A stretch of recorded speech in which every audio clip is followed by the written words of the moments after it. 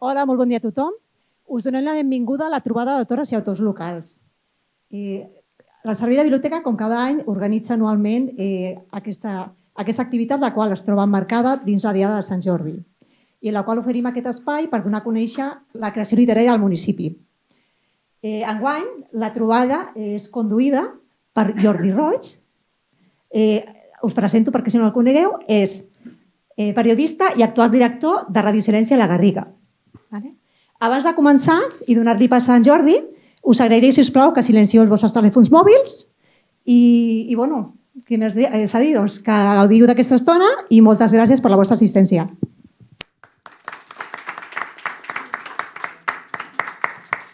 Doncs bé, bon dia a tots i totes. Benvinguts, benvingudes a aquesta trobada d'autors i autores locals, on una vegada més avui tindrem la possibilitat de fer un tastet de les diferents novetats editorials per part de tots els autors i autores locals d'aquí de les Franqueses.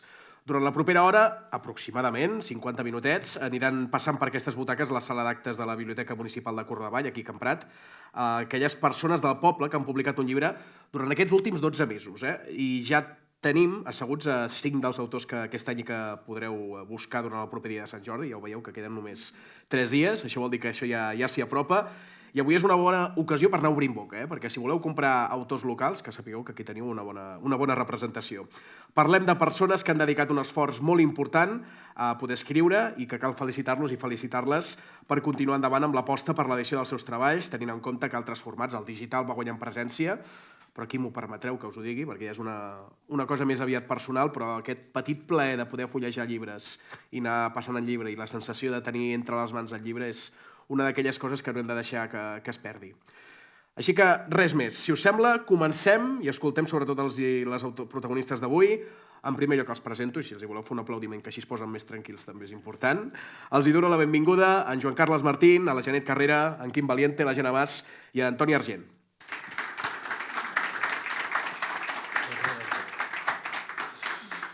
Per començar, doncs, anirem fent de dreta a esquerra i anirem parlant amb cadascun dels autores i autores locals. Per començar, coneixerem l'últim llibre d'un guionista i locutor de diferents mitjans de comunicació, que a més de passar per mitjans com TV3, sent guionista de programes com La Cosa Nostra, del Terrat, i que també ha passat pel món de la ràdio, Ràdio 4, la històrica Radio Club 25, Ona Catalana, Ràdio Sabadell, també s'ha interessat per encaminar-se al món de les novel·les.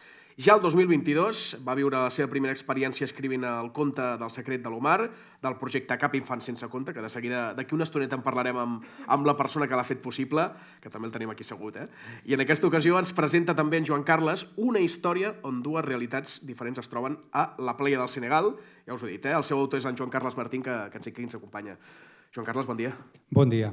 Explica'ns, com va sorgir la idea d'escriure un conte com aquest? Bueno, la idea del conte, evidentment la culpa la tenen els meus dos fills. Vull dir, ells van ser els culpables del naixement del llibre, perquè ells van tenir una trobada al mercat de Canovelles, ells anaven bastant sovint amb la seva mare i en aquella època tenien 8 anys. Ells van començar a parlar amb un senyor que venia de DVDs, el senyor li va dir, un senyor de color, el Musa, que és el protagonista del llibre, li va dir sí, els hi volia ensenyar a parlar català.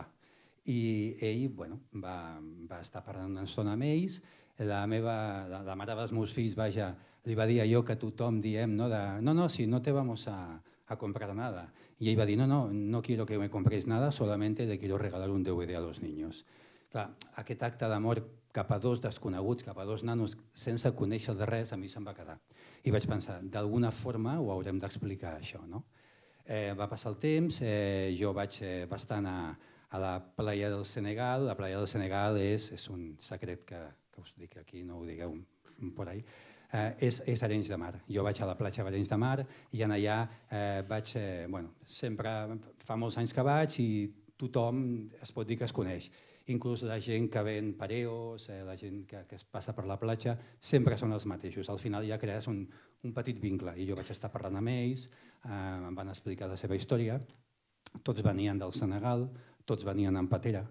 I d'aquí va sorgir la història. Vaig pensar que aquest acte d'amor se'm va quedar i ho havia d'explicar i aquí va néixer el llibre. Estem parlant, per tant, que és tota una història real, tot el que es relata en el llibre?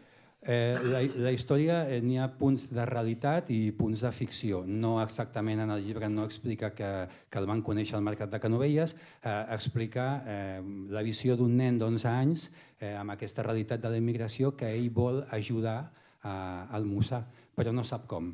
Llavors, a partir d'aquí, ell deixa que el seu cor parli, el cor d'ell i del seu germà, el Sergi és el protagonista, que és un dels meus dos fills, el Guillem és menys protagonista, ja ho va ser en el primer conte, per tant, n'hi ha un 50% de protagonisme que no es poden queixar, i a partir d'aquí ells volen ajudar aquella persona.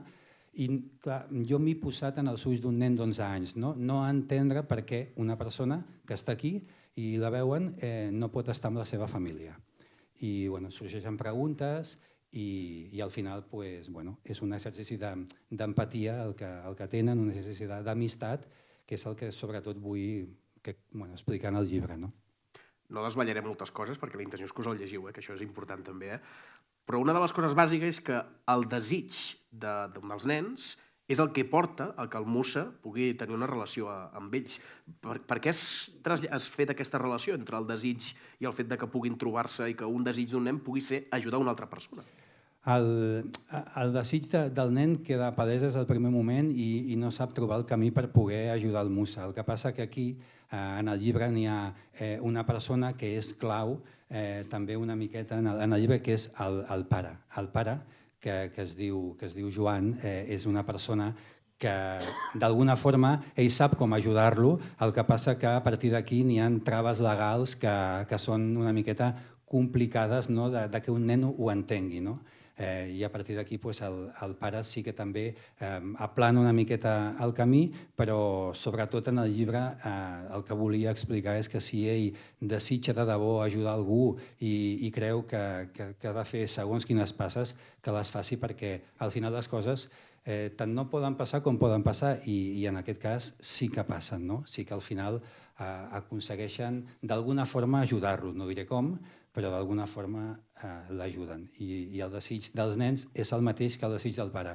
Aquí va haver una dualitat, jo em vaig posar amb els ulls d'un nen d'11 anys i per una altra banda també era el pare, el pare que tenia més informació que els fills i podia d'alguna forma ajudar a que això pogués ser una realitat, que el Mussà fos ajudat. Entenc que és novel·la sobretot pel públic més juvenil, no? Això sí. És un llibre que està més o menys indicat cap a nens i nenes entre 9 i 12 anys. El llibre té 11 anys el protagonista, cap a 12, i és aquesta visió d'un nen d'11 anys, encara que el missatge és per tothom, vull dir, una persona de 60 anys se'l pot llegir i el missatge i els valors que transmet el llibre són per tothom. Però sobretot és perquè el llibre, si pot ajudar o pot fer entendre o veure al jovent d'alguna forma aquest problema i aquesta xacra de la immigració, doncs que sigués una eina per poder fer-se preguntes ells mateixos. Calen més històries, més contes, més novel·les on els valors estiguin presents en el moment que estem vivint ara? Sí, evidentment que sí. Jo en aquest cas he tocat aquest tema de la immigració perquè és un tema que a mi em colpeix molt. És una persona que veus que està a la platja, està venent, i jo sempre penso que no està sola, sinó que veig a la seva família. Vull dir, jo no em puc oblidar que aquell senyor, perquè a més ells m'ho deien, gent que potser tenia estudis superiors, gent que tenia la família, i potser estava aquí fa 6 o 7 anys, i jo quan feia una pregunta que se'm posaven els pèls de punta, però deia: «¿Quant temps fa que no veus el teu fill?» «Pues 5 anys, 4 anys...» Clar, pensem algú d'aquí què seria el fet de no veure els nostres fills durant... Se'n van de vacances i se'ns fa llarg 15 dies. I a més, amb el problema de no saber quan el podrem tornar a veure. Vull dir, perquè aquesta gent està aquí i no sap quan tornarà cap allà. No sap si podrà. Per tant, és un tema que a mi sempre, el tema de la immigració m'ha colpit i per això he fet aquest petit relat de 75 fulls que recomano als nens i nenes que s'ho mirin perquè potser els ajudarà. Bé que ho dius, és un relat sobretot per primera adolescència, per infants una mica més grans, però potser caldria que els adults també s'ho llegissin, això. Sí. De fet, jo ho he regalat a algun nen i sobretot recomano als pares que també s'ho mirin, perquè a més en el llibre n'hi ha una part on on com el Sergi no entén per què passen aquestes coses, ell vol saber el que la gent pensa, no? I a partir d'aquí ell fa una mica com d'enquesta, no? entre els pares dels seus amics, no? A veure què n'opinen. I clar, que un nen vingui d'11 anys i faci segons quin tipus de preguntes incòmodes als pares sobre com et sentiries si estiguessis en un país i per només ser immigrant et fotessin a la presó. Aquestes coses fan que és el punt del llibre en el qual he volgut dedicar-ho a la gent més gran perquè pensi i es faci preguntes sobre què passaria amb aquests supòsits i jo crec que per això és un llibre que es pot llegir qualsevol persona. Vas escriure un primer conte, com dèiem, amb aquest projecte de Cap infant sense conte, que va ser El secret de l'Omar. Això t'ha ajudat també a saber com encarar aquest conte? Bueno, El secret de l'Omar va ser una altra història. Va ser un conte que vaig fer quan els meus fills tenien 6 anys. Faig un conte cada 6 anys, com veus. Primer tenien 6, ara tenien 12, ara tenen 15, vull dir, quan tinguin 18 suposo que faré l'altre. Però el conte simplement va ser un relat que vaig fer sobre 2 nens i sobre l'amistat, un conte que defensava sobretot el fet de posar-se en el lloc de l'altre. No tenien res a veure, va ser coses que, així com el plaer del Senegal sí que volia explicar aquesta història, l'Obalomar va ser una cosa que també va sortir del cor i era referent també a 2 nens de 6 anys que els hi passaven coses amb el col·le, però no té res a veure una cosa amb l'altra. Això vol dir que abans dels propers 6 anys escriuràs un altre llibre? Tens alguna cosa entre mans o no? Sí, tinc idees. El que passa que ja veurem a veure quan em poso, però sí, tinc idees, però no m'esperaria que facin 18. Ho faré abans, segur. La resposta de la gent que ha llegit el llibre, sobretot entenc que el públic més jove, què t'estan dient? A veure, n'hi ha 2 parts. Tenim la part parcial, que és la part de la meva mare, la mare dels nens, que els ha agradat molt. La mare dels nens, sabents, és una protagonista principal secundària perquè ella estava en aquests moments. Els ha agradat. Clar, el que sí que m'ha sobtat és perquè en l'Institut Lauro s'ho han llegit un parell de professors i els ha agradat. I a mi per això m'he quedat una mica sorprès, perquè no sé què ha passat amb el llibre a l'institut, però els ha agradat i per a mi ha sigut un gran regal. Només escoltar que algú pugui dir «Ostres, això m'ha fet pensar» i tal, ja és un privilegi per a mi, és un regal. Doncs que la gent s'apunti. La primera de les novetats editorials que tenim aquest 2023-2024, perquè ja sabeu que fem tots aquests últims 12 mesos, és La playa del Senegal, que ha fet en Joan Carles Martín. Joan Carles, moltes gràcies. Gràcies a vosaltres.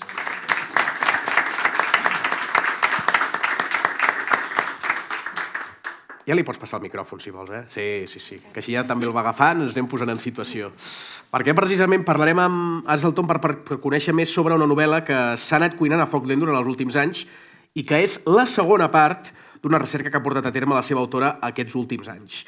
Si tot just fa un any que coneixíem els detalls de la primera part de Mis raíces, Orígenes 1, una novel·la d'amor on l'autora dona a conèixer la història dels seus besavis, ja s'ha publicat la segona part, que és En mis raíces, Orígenes 2, un llibre que ens situa a la dècada dels anys 30 al país i que, malauradament, amb les conseqüències i situacions que es van trobar totes les famílies i tota la gent durant la Guerra Civil espanyola.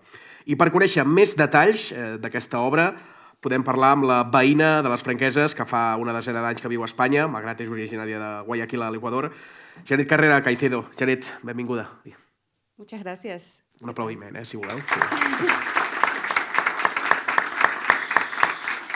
Janet, hablábamos justo hace un año, publicabas el primer libro, ya nos decías que tenías el segundo entre manos. Sí. ¿Ha llegado? Sí, lo tengo aquí ya. Es mi segundo bebé de esta saga. La tercera está de camino también. Está medio escrita y vamos a ver el otro año. Igual estamos aquí el otro año. Sitúanos un poco. La primera historia es un poquito más a principios del siglo XX, siglo XIX, y ahora nos situamos un poco más cerca, ¿no? No, este es un año antes de la Guerra Civil Española, de Exacto. 1935. ¿Se me escucha? Sí. Ahora sí. Este es de 1935. Es un año antes de la Guerra Civil y es la historia de una familia que es mis antepasados. Yo soy la 4ª generación de una familia madrileña. Yo soy ecuatoriana, como dijo él. Y lo escribí porque empecé a recabar sobre la historia. Mi familia me lo ha contado, lo he escuchado desde pequeña. Y llegó un punto que dije, esto tiene que salir a la luz. porque nos acoge a todos. Yo soy de otro país y aún así nos acoge a todos como si fuéramos hermanos. La segunda parte es la continuación. Esto es cuando ya empezó la guerra civil, un año antes, la continuación hasta que llegó el mandatario de aquella época, y esta es viviendo la catástrofe a flor de piel, viviendo mal, las personas cómo sobrevivieron, mis antepasados, mis bisabuelos con sus hijos, viviendo la guerra civil, pues como todos lo sabemos, sufriendo. Y aquí se habla de cómo llegaron a Ecuador, porque yo soy ecuatoriana, porque de algún lado salí. Así que, no sé, es apasionante. Para escribirla, la verdad es que todavía se me levantan los pellos de punta porque tiene mucho sufrimiento, mucho dolor, y también no sé, es sacar a la luz mis raíces y las raíces de mucha gente, porque creo que la gran mayoría de las personas que viven aquí tienen sus raíces en otros sitios. O sea que nadie es originario de donde ha nacido. Entonces me pongo en esa situación y la verdad es que cautiva a muchas personas. Las que lo han leído me lo han dicho. Y está aquí. ¿Ha costado más escribir esta parte? Claro, porque esta parte, la primera parte de aquí, era un año antes cuando todo estaba bien. España tenía, pues Madrid era una ciudad, casi una metrópolis, y se veía un estatus de vida bastante alto. Y la verdad que lloré muchísimo escribirla. Lloré muchísimo porque era como vivir a flor de piel lo que vivieron mis personajes, que son mi familia. O sea, en cierto modo es bastante dura. Y me pongo en la situación de mucha gente que vivieron aquí, que yo he escuchado casos de personas que recuerdan esos momentos. Entonces, por eso ha sido muy duro escribirla. Y la tercera parte es ya el final y de esta saga. Vas començar a escriure-ho ja hace bastante tiempo. Claro, no sé si te ha resultado complicado buscar toda la información y ordenarla, sobre todo. Yo tenía de mi familia cercana, y lo que fue la historia tuve que investigar.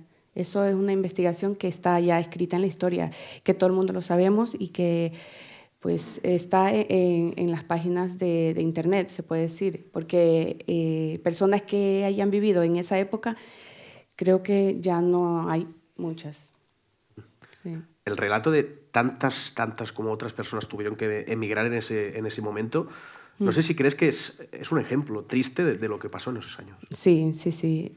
Por vía marítima, mis bisabuelos, como mucha gente, viajaron a diferentes puntos de Latinoamérica.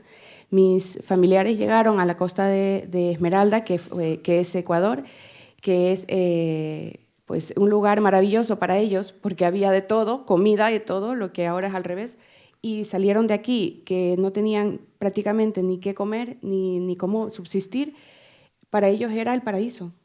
Y después de muchos años, una de las generaciones, yo soy la cuarta, venir aquí y volver, para mí ha sido como regresar a casa.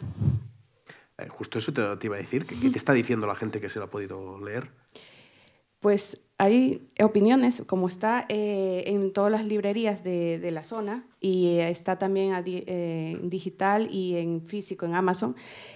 Tengo las reseñas de muchas personas que me dicen que algunas han llorado porque han recordado las historias de que le contaban sus abuelas, que es lo que vivieron, cómo lo vivieron y cómo salieron de eso. O sea, mucha gente me han dejado, incluso por interno, que hemos sido ya, de tanto hablar, hemos llegado a tener una amistad, y me han comentado cosas que se asemejan al libro, porque cada familia vivió de forma diferente, pero se asimila muchísimo. Entonces, les llegó al corazón. Sí, sí. ¿Y a ti qué te está aportando poder explicar todos los orígenes de tu familia también? Bueno, que, a ver, a mí me lastima mucho, por una parte, porque me pongo en su situación, en la piel. Para escribirla sentí como que me guiaban, me sentí que lo había vivido yo en primera persona. Lo escribí, están escritos en tercera persona los dos, pero sinceramente yo me he puesto en la situación de ellos hasta el punto de imaginarme como si fuera yo la que estuviera allí dentro. Sentir el sol, sentir el sufrimiento, sentir cómo me acaricia el aire, o sea, estar allí dentro. ¿Será porque yo soy, no sé, muy sentimental, se puede decir? Y no sé, para mí ha sido gratificante sacarlo a la luz. Y cuando yo no esté en este mundo, mis hijos, mis nietos o toda mi descendencia sabrá de dónde hemos venido. Ya lo ha dicho, nos lo has introducido. Esto va a ser una trilogía. Sí, sí, sí. Ya falta la última parte y ya está. De esta saga, sí. ¿Y cómo está el proceso del tercer libro? Bueno, cómo llegué hasta cuando yo nací. O sea, hasta cuando nació una personita que ya está en Ecuador, que ya vive en Ecuador y hasta allí llega. Porque yo quiero la siguiente parte es una autobiografía, pero escrita en tercera persona. Entonces, las personas que me siguen desde el principio, que he sido escritora, y van a seguir leyendo toda la saga y van a seguir leyendo el siguiente, van a sentir como un anexo, ¿no? de una historia a la otra. Es una continuación de una vivencia desde los antepasados de una persona que es la cuarta generación hasta llegar a la actualidad. ¿Por la mitad lo llevas, más o menos? La tercera parte solo falta pulirla, está en descanso, en reposo. ¿Dónde sacas el tiempo para hacer los libros? Pues he sido mamá hace 25 días. Sí. Hace 25 días que cuando me contactaron los de la biblioteca, que son muy amables, unas bellísimas personas, me dijeron, yo estaba embarazada y me dijeron, ¿vas a poder venir? Y yo dije, a ver, contando los días, yo creo que estoy de tal tiempo, igual todavía no he tenido a mi bebé. Pero ha venido antes, nos dio la sorpresa que vino antes y yo ya había dicho que sí. Y yo dije, voy con mi barriguita o voy con mi bebé, como sea, yo voy. I ahora tengo a mi bebé aquí. Sí. Doncs la gent, ja ho sabeu, ja ho heu pogut veure, dues parts, en Mis Raíces Orígenes 1 i avui estem presentant en Mis Raíces Orígenes 2 de la Janet Carrera Caicedo. Janet, muchísimas gracias. Gracias a ti y gracias a todos por estar aquí.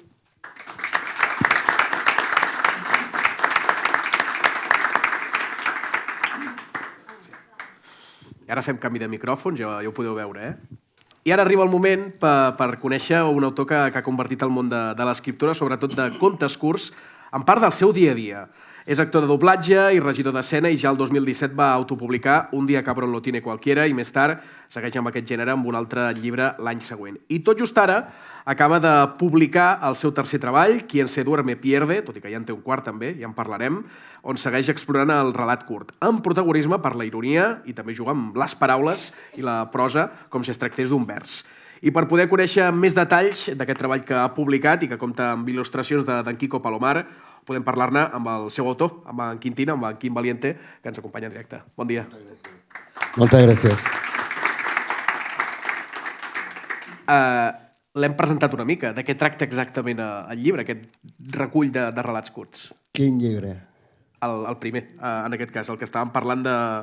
No els dos, perquè anem a explicar-ho. Hi ha el Quien se duerme pierde, Quien se duerme pierde, i llavors després en parlarem d'un altre, que és el que just acaba de publicar, que no hem tingut temps de poder preparar, però alguna cosa explicarem també. Quien se duerme pierde és una retaïla de relats curts. Sempre soc capaç de començar amb un tuit de relat a partir de la vida, de, jo què sé, un nen que plora perquè se l'ha escapat el globus. Bueno, doncs contar la història del globus que perd una amiga a un amic que s'ha quedat a terra, i el globus sense l'amic que s'ha quedat a terra no és ningú. I m'agrada, bueno, dins del regidor d'escena i actor de doblatge de l'actor que tinc, em doblego i necessito saber més òptiques del que està passant, però és una juguesca, és una manera, és una excusa com qualsevol altra de jugar amb les paraules i tal, i amb els sentiments i amb els sentits.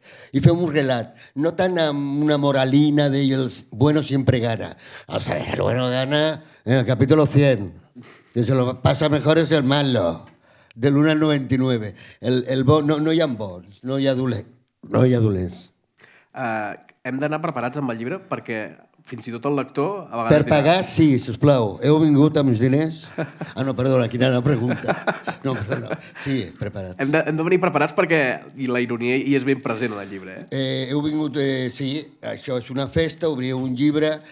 Escriure un llibre és despullar-se. Ho deixes tot, comences a plorar i tens la pell I llegir un llibre és partir de zero, no preguntar-se què vol dir Quim Valiento, què voldrà aquest autor, encara que et digui l'autor d'una pel·lícula em serveix, no? Sinó a veure primer si em porta alguna cosa, un quadre, un llibre i tal, però a mi em fa vibrar, si no et fa vibrar no val la pena. Jo no puc amb una novel·la, que és això, no puc estar 7 hores davant d'un ordinador, em falta vida, em falta dia, em falta mercat de la franquesa, em falta, i suposo que la gent no pot viure sense una miqueta de riure, d'ironia, ja n'hi ha prou. Comencem de zero. Jo, escribint un conte, no sé què escriure. No sé, me das un rollo para escribir un cuento sobre ti, por ejemplo, ¿no? I ens coneixem ara. I el lector, per no saber què vol dir Quim Valiente, ni tan sols amb el títol. Quien se duerme pierde, està clar, però no tan sol al d'això, sino a la vida, ¿no? Quien se duerme te has perdido. No, te duermes y te han cambiado la moneda, o sea, no puede ser, no pots dormir-te, no? Estem parlant de contes curts. Tu normalment, Quim, quan escrius un conte et surt a la primera o et toca molt de fer i de desfer abans de presentar-lo al llibre? A ti te la voy a decir, anda. N'hi ha contes que ho tinc clar que tan sol has de treballar el 50%. I n'hi ha contes que, si a mi m'agrada, és un truc que tinc, és que no està bé el conte. No, alguna cosa falla. Si m'agrada la primera, que no ho he treballat i tal, que ho he vomitat, és que alguna cosa falla. Surto del conte, soc lector i començo a fer-me preguntes. Com, quan, per què?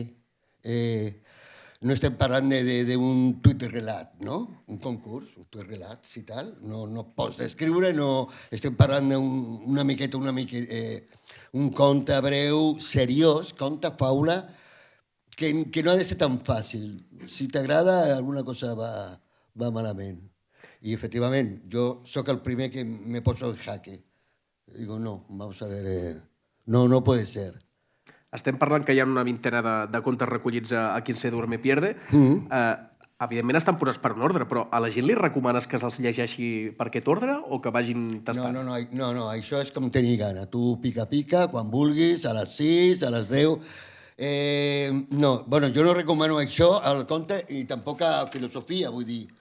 És a poc, tens el rotllo de llegir, o tens el rotllo de veure la tele, o tens el rotllo de caminar, i t'entra un conte, però jo vull un diàleg del lector i de l'autor que està, no sé, on estarà, a casa, on sigui. Que n'hi hagi un diàleg, no? O sigui, què m'ha dit, què no m'ha dit, no és el d'això, fer els deures, has de llegir el llibre que llegeix en hores, sinó jo recomano això, que també que facin preguntes i tal, però que alguns contes són tan frívols que per què no? A mi m'agrada molt aquesta frase, per què no? Escrivim això, per què no? Anem a cap puesto, per què no? M'agrada. De fet, té il·lustracions d'en Quico Palomar. Quico Palomar és una leyenda en el mundo mundial que jo no sabia, que va estar amb quina gent? Bueno, aquesta gent dels 80 que la van liar parda a Barcelona, una miqueta a orquestra d'arma i tal, elèctrica. I jo no ho sabia, i ara és un vellet molt sa que si hagués estat aquí amb nosaltres passaria de tot, intentaria vendre il·lustracions que pinta amb una ingenuïtat i tal. Bueno, és un poco hippie i tal, i el que proposa m'agrada. Colors i tal, m'agrada molt i bueno, vam col·laborar junts, sí. De fet, si mirem els contes, perquè n'hi ha, com ho dèiem, una vintena, un dels que diríem que és més llarg, és el Cuento de la princesa i el bufón, sí, que ens el presentes per fascicles. Sí. Per què has optat per aquesta fórmula? No, això són las coplas del ciego, de Castilla. Les voy a contar, señores, una cosa que pasó y tal, y després ho desenvolupem. Las coplas del ciego era un ciego que anava de poble en poble a Castilla, contant què havia passat al poble anterior, no? y alguien anegó el agua y alguien dijo, este es un malvado, y todo el mundo enterado, dijeron, me voy de aquí. Bueno, coplas del cielo. Qué mal lo he hecho, ¿no? ¿No? Rapeando, nada, ¿no? És pràctica, això de rapear, és pràctica. Vale, sí, sí. Estem presentant avui Quien se duerme pierde, però hem de dir que tens un altre llibre, Quin? Sí. Esto es una... Sí, bueno, ho vaig... A mi em va agradar ni gossos ni gats ni contes contats, Quim Valient i família. Jo tinc una família, no fa molt de temps, la meva dona és xilena i el meu fillastre és autista i dibuixa que és una passada. I això no és meu, això és de la gent que m'acompanya, etc i de la família. Aquests contes, ja que m'ho preguntes, t'ho diré... Bueno, no me l'has preguntat, però jo t'ho dic. Ni gossos ni gats no són contes infantils ni contes contats. Ja he acabat. Amb el microrelat i tal i qual, ja he acabat, ja no tinc res del 2010. He volgut treballar-ho, contes més seriosos. N'hi ha un conte de presó, jo tinc una vinculació amb la presó i tal, contos més seriosos i sempre amb la ironia, i ja he buidat el pap. Ja el que escric, perquè m'ho dec, perquè ho necessitava, ja no és corregir contes del 2010, d'aquest segle, sinó començar de ben nou. Sempre jo recomano el que estic fent jo, que a mi em va molt bé, amb tallers de literatura creativa, amb blogs, amb no perdre aquesta capacitat de cada dia, cada 15 dies, fer un conte com qui fa els deures, no? Vull dir, està la Teresa Saborit, David Castejón i tal, a Catalunya està ARC, Associació de Relataires Catalans, vull dir, sempre escriure i sempre estar viu. Perdó. Quin, què t'ha dit la gent que l'ha pogut llegir? Tant aquest com el Quien se duerme pierde. Aquests contes ja ho estaven venent perquè, què posa? Actor de doblaje i regidor d'escena. Vale, pujo a l'escenari i ja conto els contes. Ja m'he pujat a Barcelona i tal, i quan tinc 3 minuts o 5, m'agrada escenificar els contes. No són contes per llegir, bueno, per lector sí. Per mi són contes per viure, no? Per escenificar-ho, per contar, el conte es pot quedar al paper o portes a la tarima directament. I no estic parlant de microteatre, no? Y yo he trabajado y hay mucha gente que ha dicho, bueno, pero ¿esto es tuyo? Bueno, es menos ingenuo, bueno, sí, me quiero más, me gusto más, me indago más y surt això. A mi un conte em pot costar un parell de pàgines una setmana, un parell d'hores, que dius, bueno, esto es la tortuga tuga, esto es... Sí, però no m'importa. I estàs escrivint més? Podem esperar més relats de contes o no? Estic escrivint microteatre.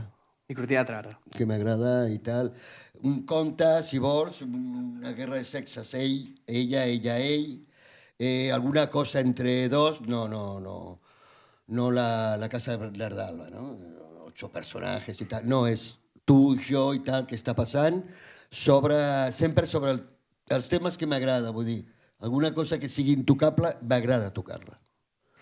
Però és que la gent se l'apunti, Tenim 2 llibres d'en Quim Valiente, un d'ells és Quien se duerme pierde i l'altre que teniu aquí, Ni gossos, ni gats, ni contes contats. Quim Valiente, moltes gràcies. A tu, sisplau.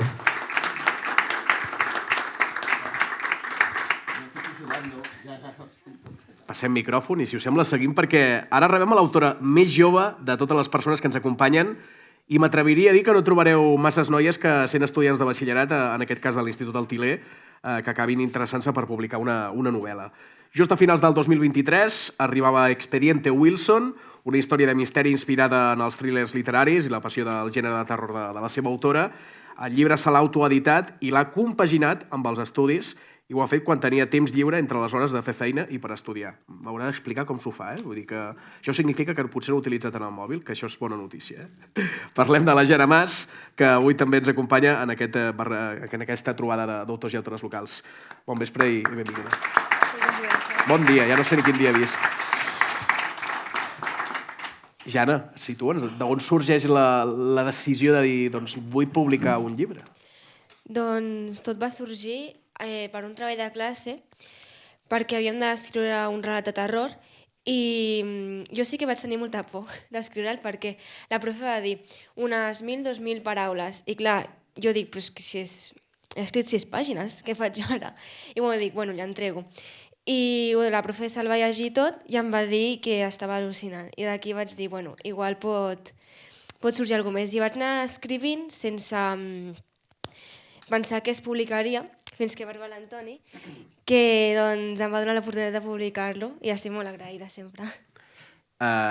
He de dir, crec que la teva cosina, alguna relació té de que vegis escrivint una història com aquesta, si no m'equivoco. Sí, doncs tinc una cosina perquè de part de mare els meus cosins són tots grans.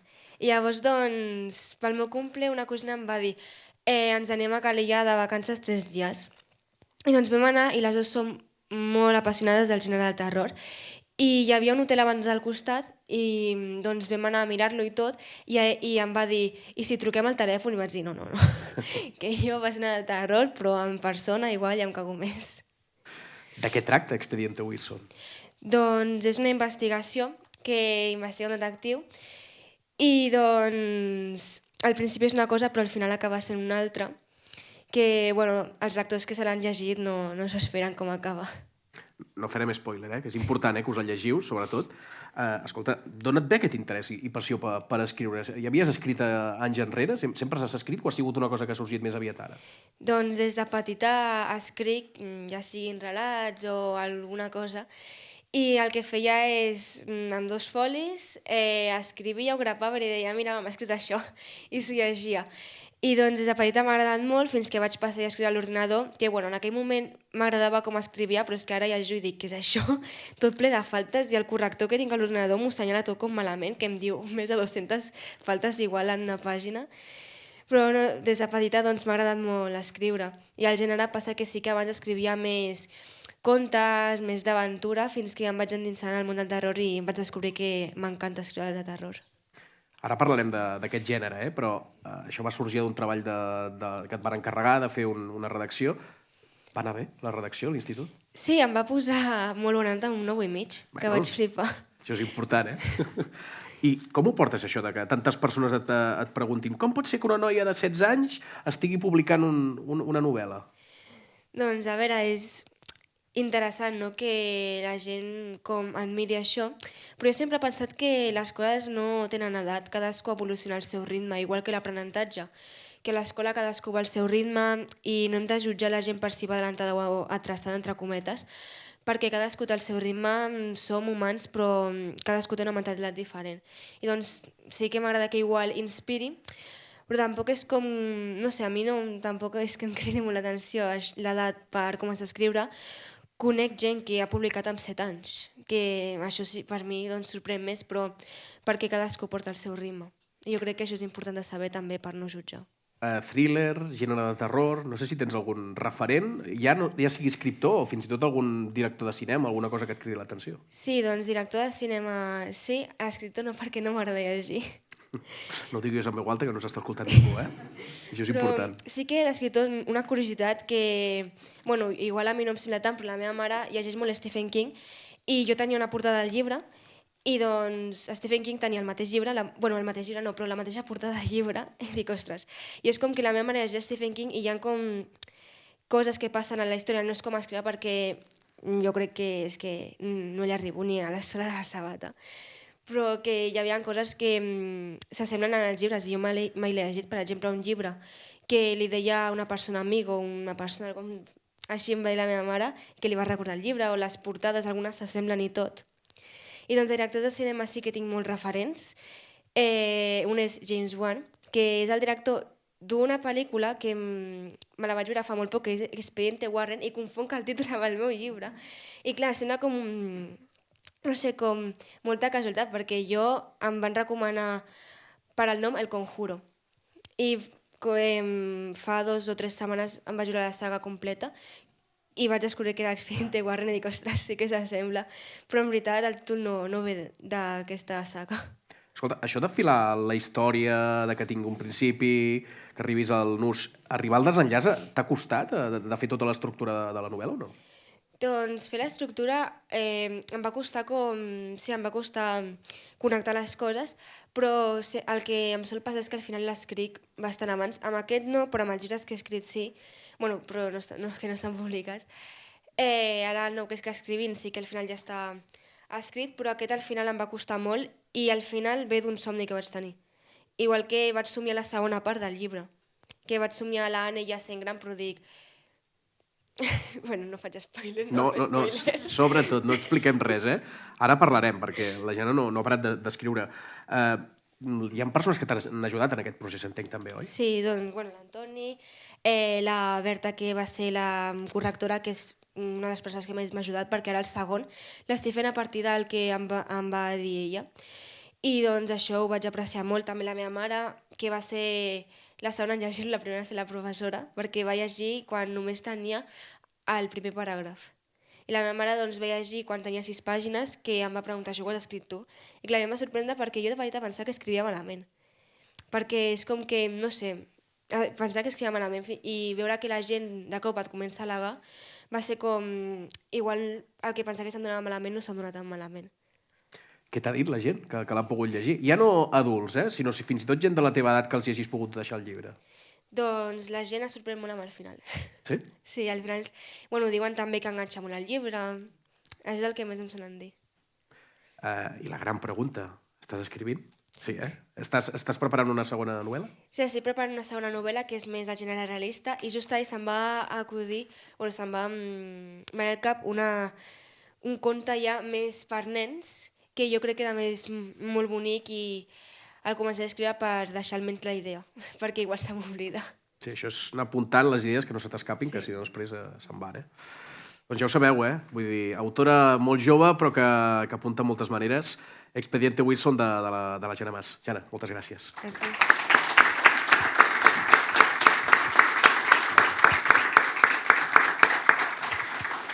I ara és el torn per rebre el darrer autor amb qui parlarem avui, que ja és un habitual i que des de fa 10 anys és l'impulsor d'un projecte com Cap infant sense compte. Ja ho veieu a la seva samarreta, Una iniciativa que vol apropar a tots els nens i nenes de les Franqueses i de bona part de la comarca històries amb valors i la possibilitat d'aprendre amb la lectura mentre s'ho passen bé. I precisament el projecte ha publicat alguns llibres els últims mesos, però el més especial és el que serveix per commemorar aquest 10è aniversari del projecte que porta per títol Sopa de petons i que l'ha creat el mateix fundador de Cap infant sense compte, que és el Toni Argent, que també ens acompanya avui en aquesta cita amb la trobada dels autors i autores locals. Toni, bon dia.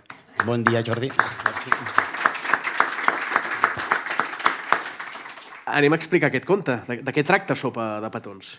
Bé, Sopa de petons és un conte cuinat a foc lent, una mica perquè vegin de què va el títol, i és un conte que moltes persones, molts adolescents, s'hi poden sentir reflectits, més que res perquè ens parla de fer realitat un somni.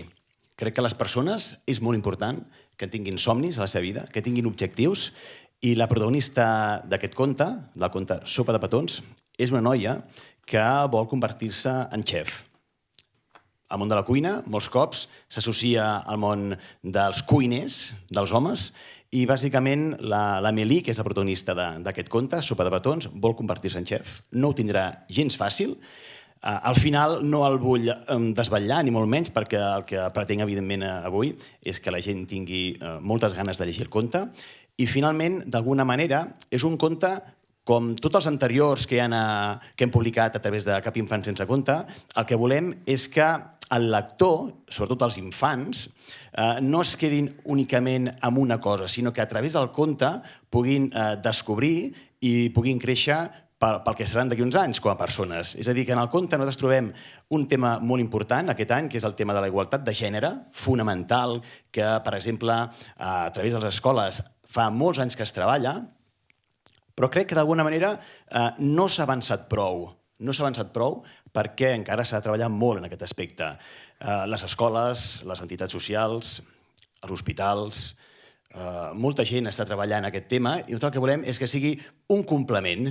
Llavors, la història, pel que em preguntaves, és una història molt maca. És de com una persona, l'Amélie, gràcies a la seva família també, que confien en ella, que és un altre dels valors molt importants, aquesta relació entre els pares, la filla, i d'alguna manera el viatge que ha d'emprendre, que d'alguna manera també aquest viatge és el viatge que pot fer qualsevol de nosaltres. intentem que en cadascun dels contes el màxim nombre de persones es puguin sentir reflectides, més que res perquè abans la Janeta ens ho explicava. Van haver de viure determinades situacions, la seva família, i la protagonista també viurà determinades situacions. D'alguna manera jo crec que aquest conte és un cant a l'amor, és un cant al voler fer realitat els somnis de cadascú i d'alguna manera tenint en compte que un dels protagonistes del conte Sopa de petons és una persona que, com deia abans, no li posarà gens fàcil i el que molts cops nosaltres ens trobem a la vida, que hi ha certes persones que potser ens puguin posar pals a les rodes, però això d'alguna manera, en comptes de fer-nos tirar enrere, el que fa és tot el contrari. Fer-nos sentir que som valents i la protagonista ho viu en primera persona. S'haurà d'esforçar i d'alguna manera en cadascun dels contes que hem anat publicant en el projecte Cap infant sense conte hi ha aquest valor de l'esforç. Jo sempre dic el mateix, que quan una persona assoleix l'èxit sense esforç no és èxit. L'èxit d'alguna manera s'ha de suar. L'èxit un se l'ha de mereixer. I d'alguna manera el que ens trobem ara en el projecte Cap infant sense conte, que com molt bé deies portem 10 anys, ara el que ens trobem és tota una sèrie d'emocions que anys enrere no havíem notat. Per exemple, fa una estoneta abans de venir en aquesta trobada i compartir aquest espai amb la gent que ens acompanya avui i amb aquests fantàstics escriptors i escriptores, he estat mirant uns quants correus electrònics que ens han enviat aquests dies, aquestes setmanes, persones que estan als hospitals. Infermeres, metges, que d'alguna manera ja han rebut el conte Sopa de petons i que l'estan fent arribar a aquells nens, aquelles nenes que malauradament estaran ingressats o es visitaran a més de 35 hospitals de Catalunya. Són imatges que, a flor de pell, emocions, i el que pretenem bàsicament és que cadascun dels nostres contes, i potser, per què no dir-ho, qualsevol conte, sigui un tresor, sigui una emoció. Els contes ens ajuden a créixer, els contes, els que transmeten, bàsicament, és això, és una màgia, una emoció, un conte és un tresor.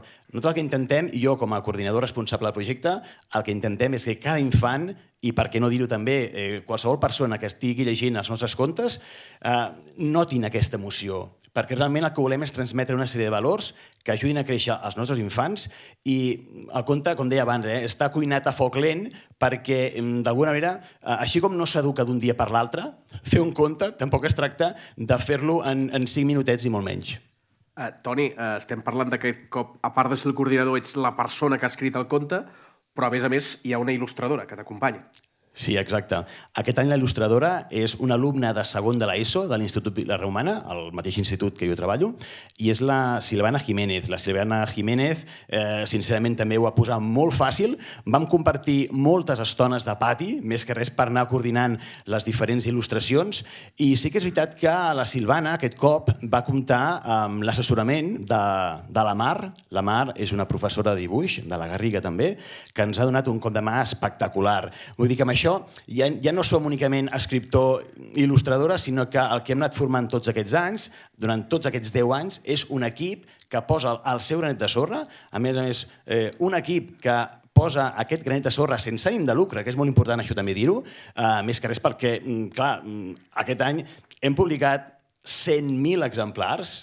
És que, d'alguna manera, quan hi penso, dic que això és un repte assolit que, d'alguna manera, tampoc l'hauríem pogut assolir si no fos també per la Silvana. La Silvana ha posat aquest granet de sorra tan important, ha plasmat a la perfecció les meves idees que jo tenia en el moment d'estar escrivint el conte i estic molt orgullós i ja la vaig avisar a la Silvana i a la seva família quan li vaig dir, escolta, que no et publicarem 100 exemplars, sinó que això ho multiplicarem per 1.000, seran 100.000 exemplars, i prepara't, perquè la Jana té 16 anys, la Silvana té 12 anys, i d'alguna manera jo crec que aquest talent que hi és l'hem d'anar florint mica en mica. Nosaltres sabem que d'alguna manera escriure un conte, com deia abans, no és fàcil, ni molt menys, i no es triguen 2, 3, 4 mesos, es triga molt més. I llavors hi ha una part molt important també, que és materialitzar el conte, perquè, evidentment, 100.000 exemplars, suposo que tothom s'ho pensa, però s'han de pagar. S'han de pagar i s'ha d'aconseguir el finançament necessari. Evidentment, el conte Sopa de petons també s'ha finançat gràcies a empreses institucions com ajuntaments com el de les Franqueses, que d'alguna manera també és per agrair-los aquest detall que han tingut, perquè dic que és un detall perquè a vegades hi ha moltes persones o ajuntaments o empreses que no el tenen, perquè potser volen dedicar determinats diners a altres projectes que, escolta, poden ser perfectament igual d'espectaculars com el nostre. Però sí que és veritat que és un projecte molt global, molt complet, i que d'alguna manera, amb aquests 10 anys, bàsicament el que volem dir és que aquí la cosa no s'acaba. Per què? Perquè d'alguna manera ens estan arribant molts projectes, moltes idees, i sobretot hi ha 4 factors fonamentals perquè el nostre projecte, aquest projecte que volem que sigui el de tots, ha tingut èxit i tindrà més èxit, que és constància, esforç, transparència i sobretot, moltíssima il·lusió. Quin balanç en fas de tots aquests 10 anys, Toni, del projecte de Cap Infant Sense Compte? Va començar com una cosa petita, però ha anat creixent, has anat buscant autors i autores, ho dèiem, en Joan Carles va col·laborar amb tu amb El secret de l'Omar, després has buscat persones que facin les il·lustracions, que fins i tot han arribat a ser joves. Quin balanç en fas de tot plegat? Bé, el balanç és superpositiu. L'acollida que han tingut cadascun dels contes és espectacular i, esclar, quan veus que cadascun dels contes agraden i quan veus també que cada cop hi ha més entitats socials, més hospitals, més escoles que volen el proper exemplar, jo tinc mails més que res, cap allà al mes de gener ja rebo correus electrònics d'hospitals que em diuen i el proper conte quan ens enviareu? I tu no sé, encara s'ha de maquetar, s'ha d'acabar, s'han de fer les il·lustracions, etc. Llavors, evidentment, a través de la pàgina web rebem textos que es valoren, com van ser el d'en Joan Carles, el de la Jana, més que res perquè volem també donar sortida a altres textos que creiem que la gent els ha de llegir. Jo crec que és un luxe poder ser un dels primers de poder llegir aquestes obres que sortiran a la llum i bàsicament és d'alguna manera una metamorfosi increïble, una transformació que també com a lector un sofreix perquè t'endinses perfectament en cadascuna de les històries i dius, és increïble el que s'està escrivint. Evidentment, també sempre ho dic, nosaltres com a projecte Cap Infant Sense Compte juguem en una altra lliga. Nosaltres, els nostres contes no es venen, es regalen. El que volem fer, bàsicament, és que tothom tingui accés a la cultura. I, malauradament, encara el 2024 hi ha infants que a casa seva no tenen cap conte. Per això, una mica d'aquí el projecte, el títol del projecte, i més que res, aquest conte Sopa de petons, que creiem que és espectacular, més que res perquè hi ha un secret que encara mai he dit, i és que justament aquest conte no havia de ser el conte d'aquest any. El conte d'aquest any havia de ser un altre, el que passa que a casa hi ha una persona de 6 anys, l'Arlet, que la tenim aquí també avui, i m'estava preguntant, papa, quan sortirà el conte Sopa de petons? I quan t'ho diu un dia, potser entra per una orella i surt per l'altra, però quan t'ho va dient dia rere dia vaig pensar, tirem-lo endavant, i d'alguna manera crec que és molt important també que mica en mica els petits també tinguin aquesta dèria pels contes, perquè jo crec que ens hi juguem moltíssim i a nivell educatiu, sobretot, com deia, les escoles estan fent un treball espectacular a través dels contes, a través de la lectura, més que res perquè la lectura ens fa pensar. I aquelles persones que pensen són lliures. Una mica és el lema aquest també del projecte. I bàsicament sempre els 3 objectius, fomentar l'ús de la llengua catalana, fomentar l'hàbit lector i fomentar la creativitat dels infants. On te podem trobar els llibres, Toni? Que això també és important. Els contes ben aviat es podran trobar a la nostra pàgina web. Tots es troben, excepte aquest, perquè aquest d'aquí unes setmanetes ja estarà penjat a la nostra pàgina web. I d'alguna manera també és veritat que creiem que totes les biblioteques de Catalunya, sí, m'atreveixo a dir, totes el tindran, més que res també perquè aquest any, abans parlava dels sponsors, dels col·laboradors, al cap de 10 anys hem aconseguit finalment que la mateixa Generalitat de Catalunya pugui veure la pedra que hem picat durant 10 anys, que era una pedra molt dura, hi ha pedres més toves, altres més dures, i creiem també que aquests 35 hospitals que ja estan distribuint els contes estan molt contents també, entitats socials, CAPs, i una mica comerços i totes aquelles persones que vulguin també el conte ens el poden demanar per correu electrònic, però sí via PDF. Però crec que amb 100.000 exemplars pocs infants es quedaran sense compte. I llavors, també és veritat que jo abans parlava dels col·laboradors. Hi ha un col·laborador especial que crec que també d'alguna manera posa una mica la cirereta al pastís, que és la impremta i gràfic de Granollers. és més que un col·laborador, forma part del projecte, ens han obert les portes des del primer dia, no entro per davant, sinó que entro per darrere. Això és un luxe. Més que res perquè, esclar, quan has d'imprimir tants exemplars, tot ha quedat perfecte, hem de tenir diverses reunions i quan veus el producte final és increïble. D'on te treus tot el temps per fer tantes coses, Toni?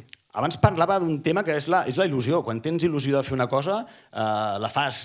Aquí ens presenten llibres que no són de 50 pàgines, sinó de moltes més pàgines. I jo crec que hi ha un valor que, d'alguna manera, totes les persones hauríem de tenir ben present, que és l'esforç.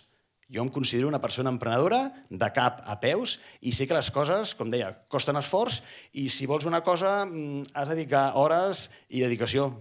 També és veritat que coneixes perfectament que soc professor de secundària, exalumne meu, per cert, i d'alguna manera també s'ha de transmetre això. I a més l'exemple és un grau, vull dir que si tu d'alguna manera sempre estàs parlant de l'esforç, en aquest conte, en aquest projecte hi ha esforç. Doncs que la gent se l'apunti, Sopa de petons, aquest nou conte del projecte Cap Infant sense compte d'Antoni Argent. Toni, moltes gràcies també. A vosaltres.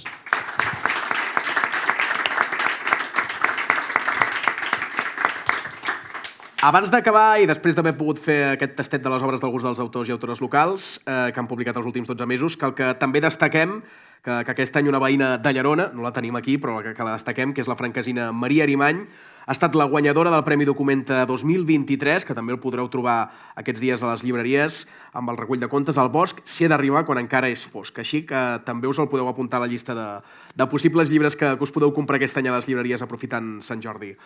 Permeteu-me, i aprofitant la proximitat per Sant Jordi, que abans de donar la paraula al regidor de Cultura d'aquí de les Franqueses, a l'Àlex Vega, que fem una petita... Vaja, aprofitarem per fer una mica de poesia, perquè justament coincidint amb el centenari de la mort de Joan Salvat Papaseit, que ens va deixar massa aviat el 1924, amb 30 anys, i en concret he escollit uns versos molt breus recollits en el seu darrer poemari pòstum, que va ser Ossa Menor, i que porta per títol Proverbi. Aviam si surt bé, que tenim la veu una mica enrogallada amb el refredat i no sé si sortirà molt bé. Som-hi. Així la rosa enduta pel torrent, així l'espurna de mimosa al vent. La teva vida sota el firmament. Moltes gràcies.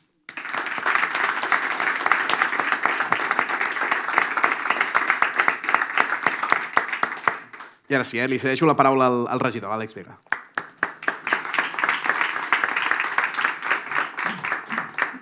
Res, agrair i felicitar a les autores i autors per les seves obres, donar-vos molts ànims i agrair-vos també la vostra creativitat i la vostra capacitat de creació literària. Recordar que el Servei de Biblioteca Municipal té un fons d'autors locals on podeu trobar molts més autors d'altres anys anteriors que vulgueu investigar, vulgueu llegir, estan a les biblioteques públiques. També agrair-vos a vosaltres per haver vingut avui i acompanyar-nos i recordar-vos i animar-vos a venir el dimarts, el dia 23, a la Diada de Sant Jordi, a la plaça de l'Espolsada, on continuarem amb més activitats literàries i de creativitat, on tindrem l'entrega de premis al concurs literari, on aquest any s'han presentat més de 500 obres, que hem de felicitar a tota la ciutadania que ha participat i també als centres educatius de les Franqueses que participen i animen a la infància i a la joventut que tinguin creativitat i passió per la lectura i per l'escriptura. I també un petit detall, qui tingui passió i interès per la poesia, aquest any a les 7 hi haurà 30 minuts, una mitja horeta, de micro obert. Qui vulgui llegir un poema propi, o que no sigui propi, o un petit relat, un petit text, pot enviar un correu electrònic a cultura@lesfranqueses.cat i podrà participar a les activitats de la Diada de Sant Jordi i l'Espolsada, podent fer part d'aquesta activitat de poesia, que també tindrem col·laboració amb Poetry Slam de Barcelona, que serà l'activitat de poesia, però aquest any volem que no només sigui anar a escoltar i a gaudir, sinó també qui vulgui, qui tingui interès, qui s'atreveixi, perquè cal també una mica de valentia, que pugui participar amb la seva passió i també amb els seus sentiments amb la poesia a la Diada de Sant Jordi. Sense res més, moltes gràcies i moltes felicitats.